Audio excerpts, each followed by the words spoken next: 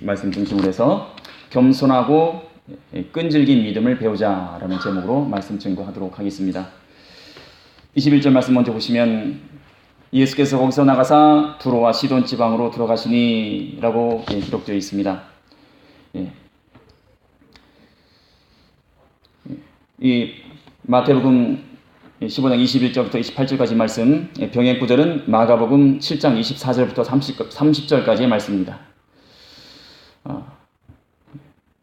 본장과 마가복음 7장을 함께 보시면 예수님께서 갈릴리를 떠나 이방 지역으로 친히 들어가셨음을 우리가 알 수가 있습니다.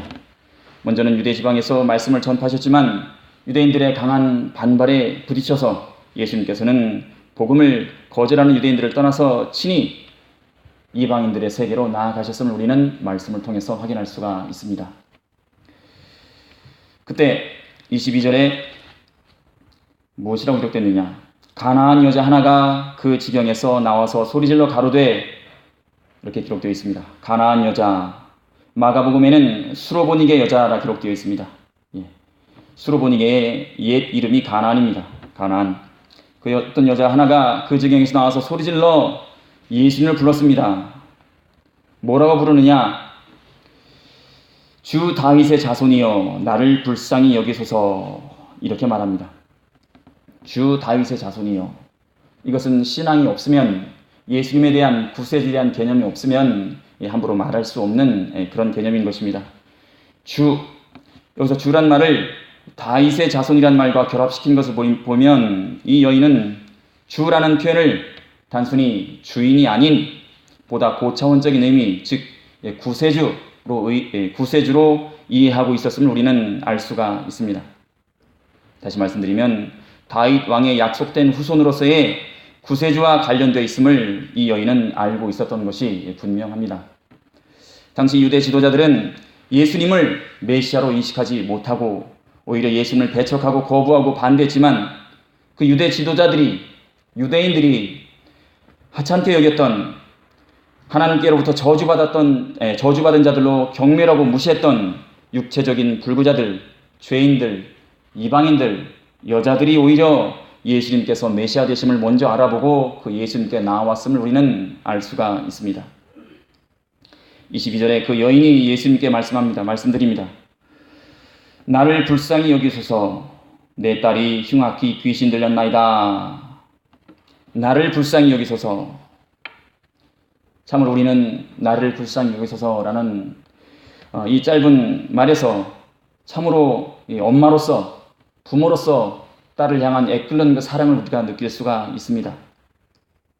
그런 애끓는 심정으로 자비의 심정, 예수님의 자비 하나님이신 예수님께 호소하고 있다는 것입니다. 사실 그 여자는 유대인이 아닌 이방인이었기 때문에 어떤 민족적인 특권을 결코 내세울 수가 없었던 정말로 비천한 이방인에 불과했던 존재였습니다. 유대인들의 눈에 보기에 그랬다는 것입니다. 단지 구세주이신 예수님의 자비의 성품에 기댈 수밖에 없는 그런 처지였습니다. 그러나 이처럼 이방인으로서 유대인에게 찾아온 것도 그렇고 자신의 절박한 사정을 호소한 것은 당시로서는 아주 드문 일이었다는 것입니다. 참으로 이 여인은 예수님에 대한 믿음을 가지고 참으로 자기 안에 있던 용기를 쥐어짜서 이렇게 예수님 앞에 나와서 무릎 꿇고 예수님을 간절히 부르짖고 호소하고 있다는 사실을 우리는 본서를 통해서 알 수가 있습니다. 제자들은 이 여자가 이렇게 외치며 따라오자 예수님께 말씀드립니다. 저 여자를 돌려보내주소서. 제자들의 입장에서는 많은 사람들이 예수님을 따라다녔고 또 그 예수님의 보조 역할을 하다 보니 본인들도 어느 정도는 피곤해 있었을 것입니다. 그렇기 때문에 그들의 눈에 이방인 여자는 그저 무시해도 좋은 존재였기 때문에 그냥 귀찮게만 여겼던 것입니다. 저 사람이 따라와서 계속 귀찮게 하니까 저 여자를 혼내켜서 그냥 돌려보내소서라고 말하고 있는 것입니다. 그 여자를 쫓아버리기 위해서 제자들은 예수님께 이런 말씀을 합니다. 시끄럽고 거추장스러우니까 하는 말입니다. 이 장면을 봤을 때 제자들이 아직 예수님의 마음을 너무 모르는 것 같습니다. 예수님을 한참 따라다녔음에도 불구하고 예수님을 모르고 예수님의 마음을 전혀 배우지 못한 아직 부족한 제자들임을 우리는 알 수가 있습니다. 제대로 된 제자들이라면, 예수님의 마음을 조금이라도 배운 제자들이라면 이렇게 말하진 않았을 것입니다. 주님, 저 여자에게 어떤 사정이 있는 것 같으니 뭔지 드러나 보시는 게 어떻겠습니까? 이렇게 말해야 정상입니다. 그러나 제자들은 아직까지 그 수준에 올라가지 못했다는 사실을 우리가 알 수가 있습니다. 23절 보시면 예수님이 그 여자의 외침을 듣고 예수님도 한마디도 대답하지 않으셨다는 것입니다. 무시하십니다. 예수님께서도 무슨 생각을 하고 계신지 모르겠지만 예수님도 제자들과 함께 그 여자를 무시합니다. 이윽고 입을 열어서 예수님께서 말씀하시는데 무슨 말씀을 하시는가? 24절에 나는 이스라엘 집에 잃어버린 양 외에는 다른 데로 보내심을 받지 아니하였노라. 물론 이 여자를 향해서 하신 말씀일 겁니다. 포기하고 그만 돌아가라. 예수님의 속마음이 어떤 마음인지는 알 수 없으나 이 여자에게는 아마 그렇게 들렸을 수도 있습니다. 포기하고 돌아가라. 나는 너를 위해서 오지 않았다. 예수님이 이 말씀만 놓고 보면 예수님이 참으로 냉정하게 보입니다. 아무리 이방인이라도 정말 너무하신 것 아닌가라는 생각이 들 정도입니다. 하지만 요한복음 4장 22절 말씀을 보시면 예수님은 하나님의 뜻을 먼저 생각하실 수밖에 없었다는 것입니다. 그것은 복음 전파의 순서이며 그 전개 방법은 먼저 유대인에게 전해야만 했다는 것입니다. 그것은 복음을 유대인에게 먼저 전하고 또한 그의 사도인 사도 바울을 통해서 이방 세계에 전파된다는 것은 하나님의 뜻이고 하나님의 계획이었습니다. 예수님은 그 하나님의 뜻에 기본해서 이런 말씀을 하신 겁니다. 15장 25절 말씀 보시면 여자가 와서 예수께 절하며 가로되 주여 저를 도우소서.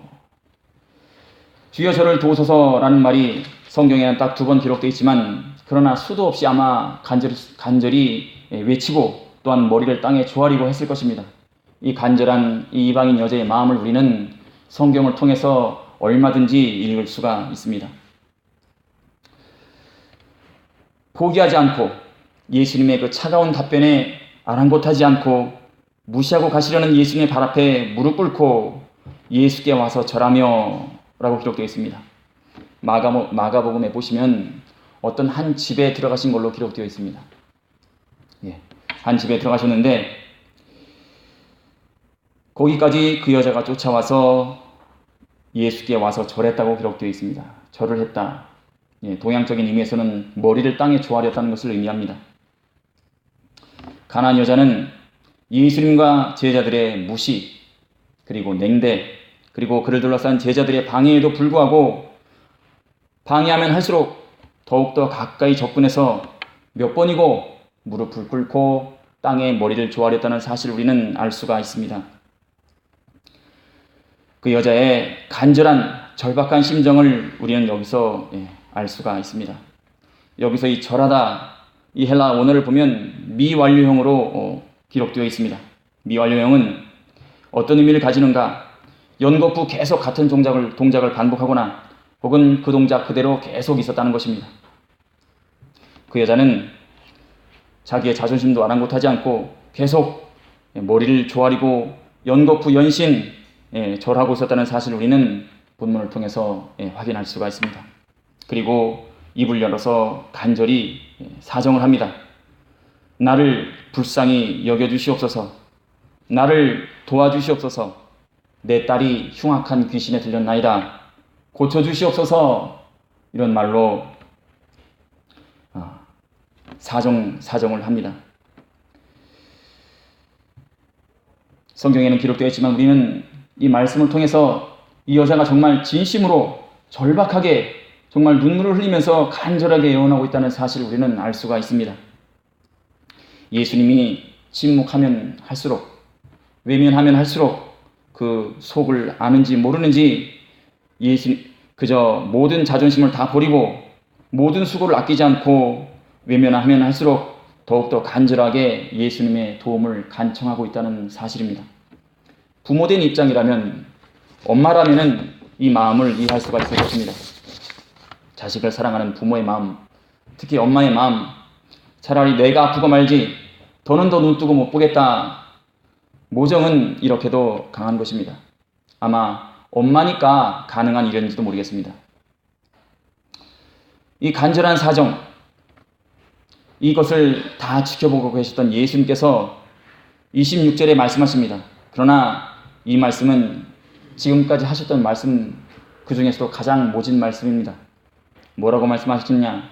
26절을 보시면 자녀의 떡을 취하여 개들에게 던짐이 마땅치 아니하니라, 이렇게 말씀하십니다.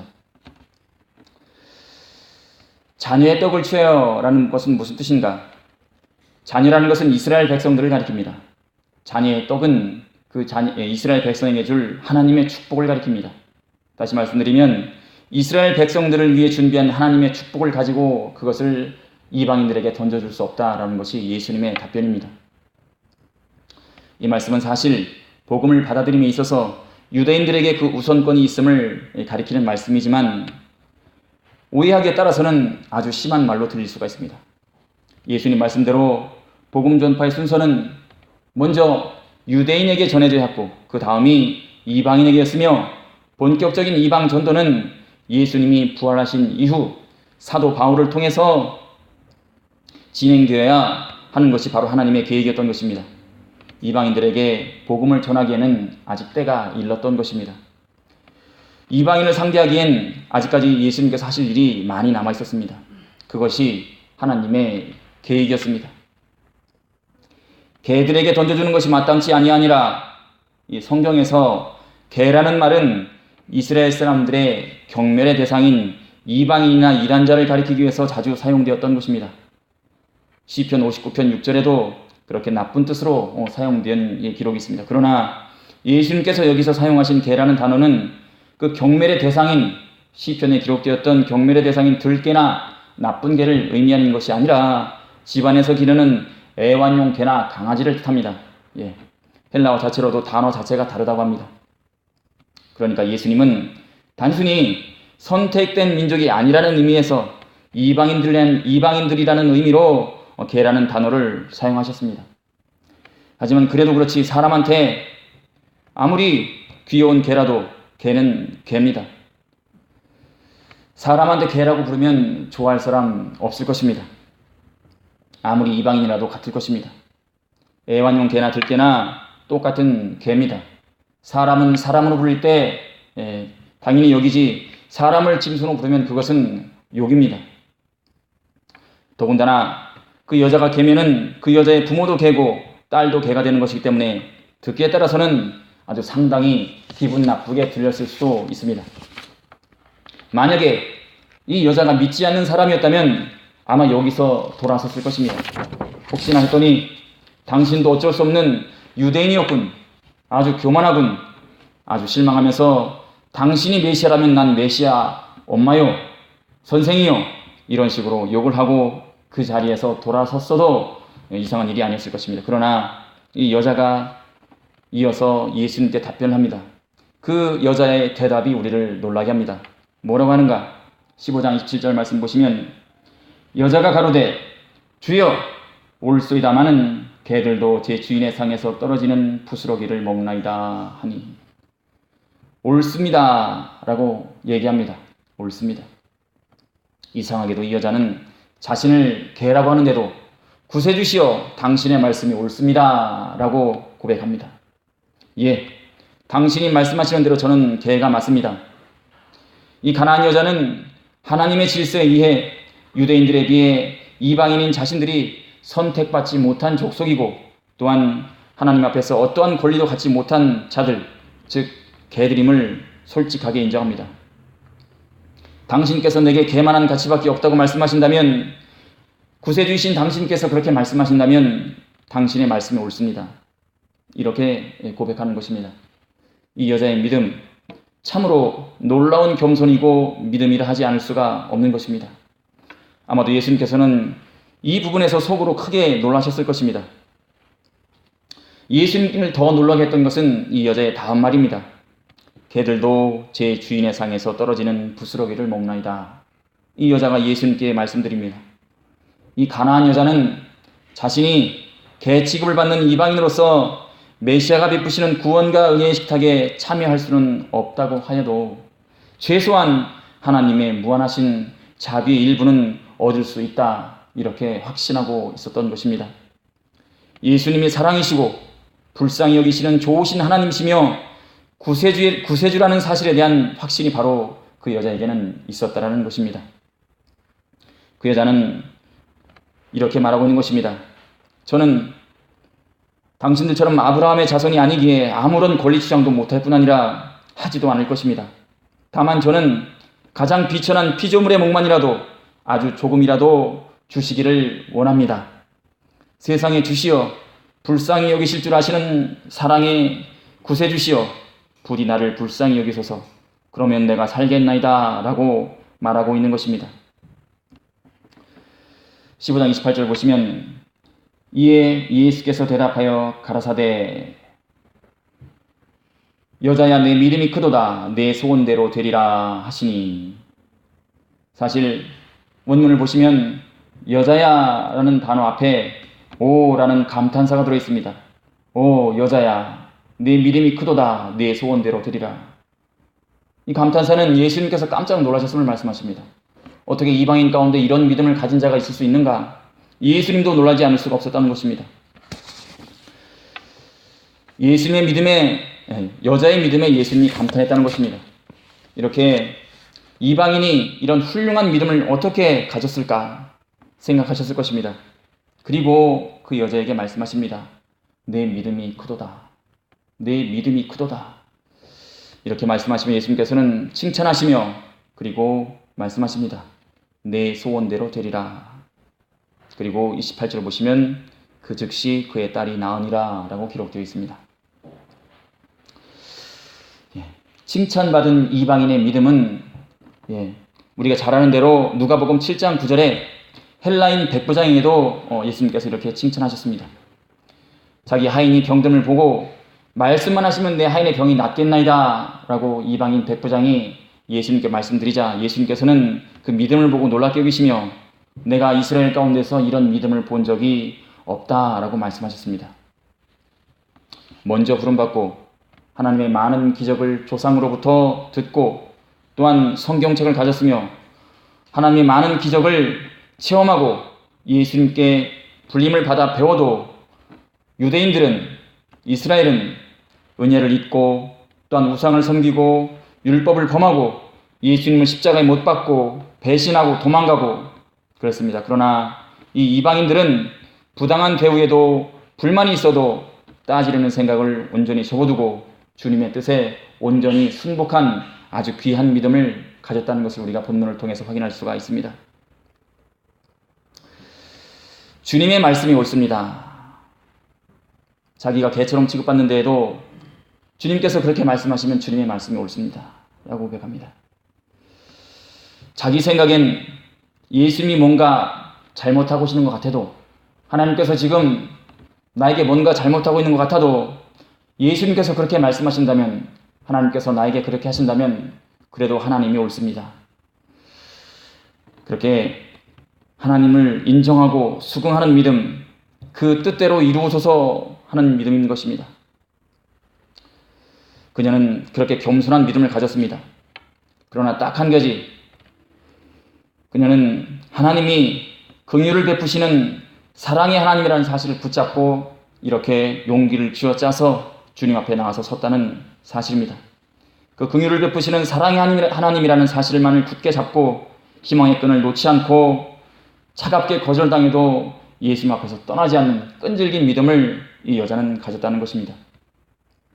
만약에 이 여자가 예수님에 대한 바른 지혜가 없었다면, 믿음이 없었다면 예수님이 자기한테 대라고 부른 그 순간에 아마도 절망의 어둠 속으로 돌아갔을 겁니다. 하지만 그녀는 예수님이 구세주이심을 믿었기에 어떤 말씀을 하시든 주님이 옳습니다, 이런 믿음을 가졌다는 것입니다. 옳습니다마는 내가 개가 맞습니다. 참으로 주님 앞에 서기에 부족한 사람이지만 그래도 사랑이 하나님이시여 은혜와 긍휼이 풍성하신 아버지시여 나를 도우소서 이렇게 고백했던 것입니다. 구세주시여 나를 도우소서 이렇게 고백했던 것입니다. 당신께 대하여 내가 자녀의 관계 있지 못한다 할지라도 당신이 지으신 존재입니다. 그래서 저는 당신께 구원해달라고 간청하는 것입니다. 당신께 매달릴 어떤 자격도 없지만 창조를 통해서 주께서는 저를 소유하고 계십니다. 불쌍히 여겨주시옵소서. 개라고 한다면 저는 개입니다. 하지만 저에게 당신의 복을 주옵소서. 당신은 전지전능하신 하나님이십니다. 라는 이런 신앙을 이 여자는 가지고 있었다는 것입니다. 이 여자는 개와 그 주인 사이의 관계, 그 사이를 지적해내며 그러한 점 모두를 복된 관계로 활용하는 지혜를 가진 아주 훌륭한 여성이었던 것입니다. 믿음도 좋고 지혜도 좋고 또한 그 믿음으로 예수님을 놀라게 만들었다는 것입니다. 어쩌면 예수님께서는 바로 이 여자의 이 신앙 고백이 듣고 싶으셔서 그처럼 모진 말씀을 하셨는지도 모르겠습니다. 예수님 자신이 친히 뽑은 제자들도 그만한 신앙 고백을 하지 못했습니다. 예수님께서는 아마도 속으로 이 여인이 너무나 기특하셔서 내 너를 잊지 않으마 너와 함께 하리라 하셨을 것입니다. 예수님께서는 처음부터 이 여인의 존재를 알고 계셨던 것입니다. 그러나 이방인임에도 불구하고 유대인조차도 부정한 예수님을 참 메시아로 올바르게 인식한 그녀의 지혜와 믿음을 많은 사람들에게 드러냄으로써 유대인들을 부끄럽게 하여 회개를 촉구하게 하시기 위해서, 그리고 유대인들이 거부한 구원의 축복이 결국에는 이방인들에게도 임한다는 사실을 가르쳐 주시기 위해서 이방인들도 구원의 축복에 참여할 수 있음을 알게 하시려고 선포하시기 위해서 일부러 그녀의 접근과 소원을 처음에는 외면하셨다는 것입니다. 모진 말씀으로 대하셨다는 것입니다. 따라서 내 소원대로 드리라는 것은 우연히 예수님께서 그 여자에게 설득당해서 결과적으로 설복당해서 하신 말씀이 아니라는 것입니다. 예수님께서는 다 알고 계셨고 다 계획하에 있었다는 것입니다. 그녀는 그런 예수님에 대하여 바른 깨달음을 가졌고 바른 반응으로 신앙 고백을 했던 것입니다. 우리는 본문에서 무엇보다 이 여인처럼 예수님을 바로 깨달아야 함을 알아야 할 것입니다. 진리를 바로 깨닫지 못하면 참된 신앙이 나올 수가 없다는 것입니다. 예수님이 하나님이며 그리고 예수님께서 진리 자체라는 사실을 우리는 알아야 합니다. 그리고 우리 처지를 바로 깨달아서 지금 내 상황이 내 마음에 안 들어도 억울해도 하나님이 나에게 어떻게 이러실 수 있습니까? 라는 생각이 들어도 죄로 인해 죽을 수밖에 없었던 우리를 오직 하나님의 은혜로 구원해 주신 하나님 감사합니다. 이런 믿음으로 나갈 것입니다. 저는 하나님의 은혜를 잊고 늘 감사하며 살지 못하는 개보다도 못한 사람입니다. 어쩌면 개가 토한 것을 또 먹는 것처럼 늘 죄만 짓고 살았던 저입니다. 더러운 죄인을 하나님께서 은혜로 선택하여 주시고 구원해 주시고 인도해 주시고 오늘날까지도 보호해 주심을 참으로 감사를 드립니다. 나의 믿음 없음을 불쌍히 여겨 주시옵소서. 이런 믿음으로 하나님 앞에 나가야 할 것입니다. 그러면 그 여자에 대한 예수님처럼 하나님이 우리의 솔직함과 겸손함을 보시고 오히려 우리의 믿음을 더욱더 높게 인정해 주실 수도 있습니다. 우리가 잊지 말아야 할 두 가지, 또 하나는 예수님을 따라간다고 해서 진리를 따라간다고 해서 처음부터 하나님의 권고가 우리에게 임한다는 것이 아닙니다. 오늘 본문의 예수님처럼 처음에는 모른 척 하시고 마치 고아를 다루듯이 버린 듯이 내버려 두시기도 한다는 것입니다.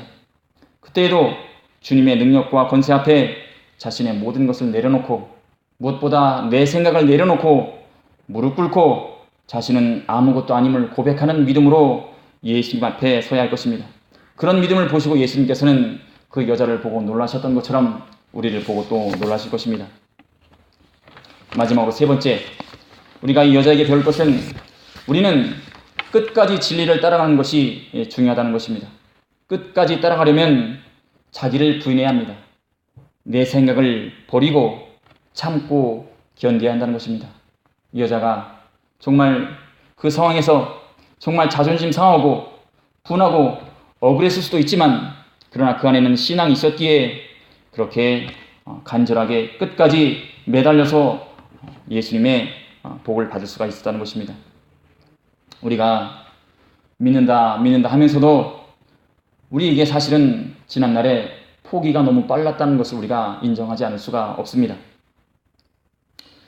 23절 보니까 예수님께서 그 여자에게 한마디도 대답하지 않으셨다, 이렇게 기록되어 있습니다. 한마디도 대답하지 않으셨다. 여기서 우리는 예수님의 침묵에 관한 중요한 영적 교훈을 얻을 수가 있습니다. 우리가 신앙생활 할 때에도 예수님께서는 우리의 기도를 안 들으신 것처럼, 때로는 못 들으신 것처럼 침묵하실 때가 있습니다. 하나님께서 그렇게 침묵하실 때에는 이유가 있습니다. 첫째로, 하나님의 침묵 속에는 우리의 복음과 열성을 재보시려는 의도가 있다는 것입니다. 따라서 우리는 우리의 기도가, 간구가 쉽게 응답되지 않는다고 해서 절대로 포기해서는 안 된다는 것입니다.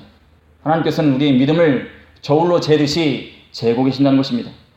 두 번째, 주님의 침묵은 단순한 거절이 아니라는 것입니다. 잘못된 간구야 당연히 거부되는 것이 당연합니다. 올바로 구한 간구는 반드시 하나님의 계획하심에 따라 우리가 원하는 그대로는 안 될지라도 우리보다 우리를 더 잘 아시는 하나님께서 가장 좋은 때에 반드시 선한 결과를 주신다는 사실을 우리는 믿고 포기하지 말고 끝까지 기도해야 한다는 것입니다. 인내로 주 앞에서 살아야 한다는 것입니다. 예수님은 우리의 믿음대로 역사하시는 분이십니다. 예수님이 나와 아무 상관이 없는 것처럼 느껴질 때가 있고, 때로는 내가 버려진 개처럼 하나님께 버린 것 같은 느낌이 들더라도 그것은 바로 악한 마귀 사탄이 주는 생각인 우리가 알고 그 생각을 빨리 떨쳐버려야 하는 것입니다. 사탄은 우리가 잠시라도 하나님 앞에서 열심을 보는 모습을, 열심을 다하는 모습을 보지 못합니다.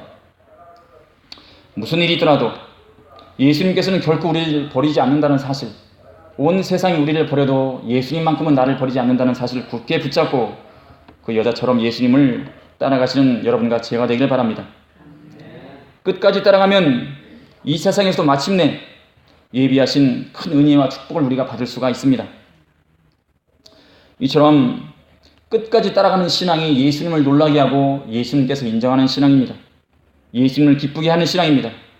세상으로부터 믿음 생활을 잘하면 잘할수록, 헌신하면 할수록 시련과 환난이 더 많이 닥쳐오고, 때로는 믿는 사람으로부터도 배신과 멸시와 천대가 올 때가 많습니다. 때로는 개같은 취급을 당하더라도 그래도 말씀대로 살고, 또 신앙 양심에 거리낌 없이 살고 있다면, 당장 마음속 한구석에 억울하고 분한 마음이 있더라도 우리는 하나님 앞에서 절대 불평하거나 실망하지 말고 차라리 나 자신을 더 낮추어, 주님, 저는 수로보니게 여인처럼 그런 개만한 자격도 갖추지 못하였지만 하나님께서 저에게 은혜를 주셔서 내가 지금까지 하나님 앞에서 살 수가 있었습니다. 개는 제 주인에게 충성이라도 했지만 저는 하나님 앞에서 한 번도 충성하지 못했습니다. 나의 믿음 없음을 하나님 용서해 주시옵시고 다만 불쌍히 여겨 주시옵소서, 복을 내려 주시옵소서, 또 믿음을 더해 주시옵소서라고 기도하시는 여러분과 제가 되길 바랍니다. 우리는 이 가나안의 여인으로부터 겸손한 믿음으로 살아서, 또한 이 여자처럼 예수님을 더 놀라게 하고 더 칭찬받아서 반드시 하나님의 전능하신 도움의 손길을 체험하는 여러분과 제가 되기를 바라며 말씀 증거를 마치겠습니다. 기도하시겠습니다. 살아서 역사하시는 아버지 하나님, 이 시간을 참으로 감사를 드립니다. 3일 동안 주 앞에서 사람이 보든 안 보든 하나님 앞에서 산다는 생각으로 열심히 하나님을 위해서, 하나님 때문에 살아왔습니다. 때로는 시험에 걸려 넘어져서 죄를 지은 적도 있습니다.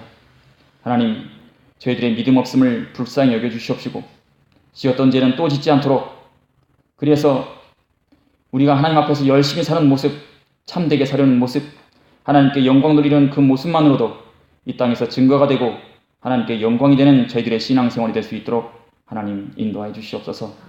저희들의 연약함을 용서해 주시옵시고 지금 이후로는 더욱더 굳센 믿음으로 예수님의 제자다운 삶을 사는 저희들 한 사람 한 사람 될 수 있도록 인도하여 주시옵소서. 형제를 더 사랑하고 또한 이웃을 더 사랑해서 하나님 사랑을 전하는, 말로만 사랑하는 것이 아니라 행동과 실천으로 하나님의 사랑을 대신 전하는, 그래서 하나님의 살아서 역사하심을 전하는, 그래서 저희들의 사는 모습만으로도 전도가 되는 그런 역사가 일어날 수 있도록 저희들의 인생을 주관하여 주시옵소서. 예수님의 이름으로 감사히 기도드리옵나이다. 아멘. 찬송가 543장, 죄송합니다. 통일 342장입니다.